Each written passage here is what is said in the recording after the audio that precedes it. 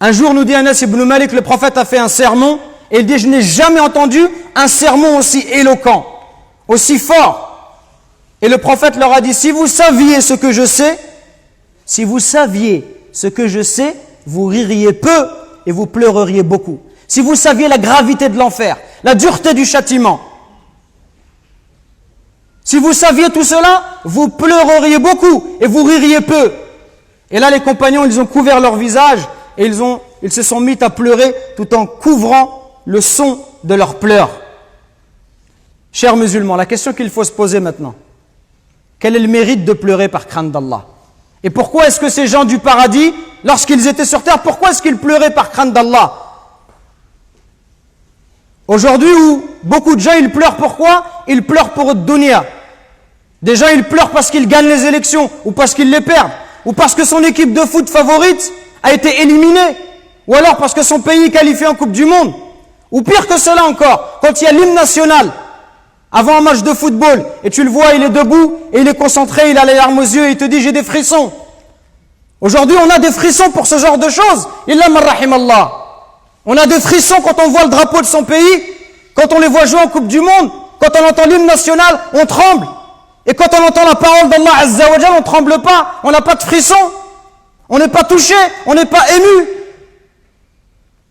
Sachez que celui qui pleure par crainte d'Allah, sachez qu'Allah Azza wa Jal, il aime cette goutte, il aime cette larme qui coule sur ton visage. Aujourd'hui, la vie d'ici-bas, elle prend trop de place. On aime trop de dunya, on aime trop l'argent.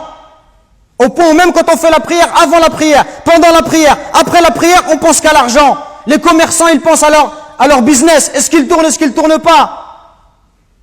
Et chacun, il est préoccupé par sa voiture, par ses enfants, etc., etc. Au point où cette prière, elle n'a plus de saveur.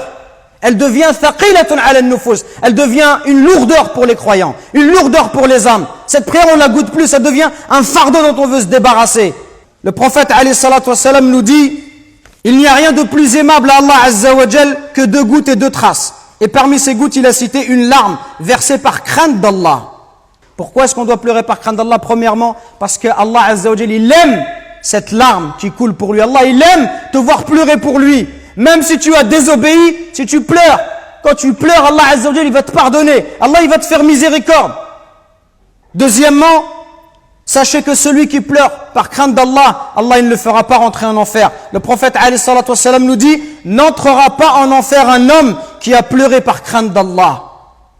Troisièmement, sachez que le jour de la résurrection, ce jour terrible, où tout le monde sera nu, incirconcis, exposé à la chaleur du soleil, ce jour-là, 7 catégories de personnes seront protégées sous l'ombre d'Allah. Le jour où il n'y aura pas d'autre ombre que la sienne.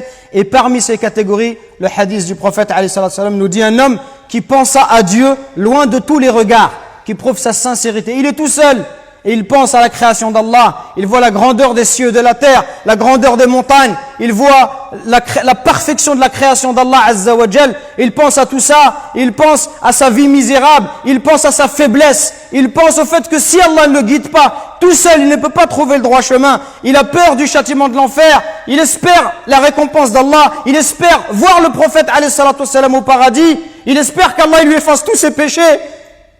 Il a peur d'être puni. Il a envie de voir Allah Azza wa Jal parce que c'est la plus belle récompense.